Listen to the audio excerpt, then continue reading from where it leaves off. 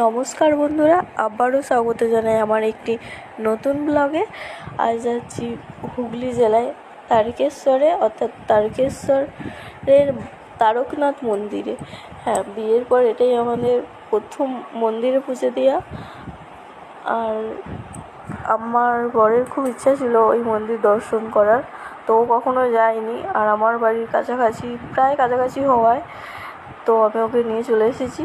আর ওই যে সামনে যাচ্ছি আমরা দুজন, ফোন ক্যামেরা ধরেছিল। আমরা 3 বোনই গিয়েছিলাম, আর সাথে আমার বর গিয়েছিলো। আর সাইডে অনেক অনেক মেলা বসেছিলো, অনেক কিছু বিক্রি হচ্ছিলো।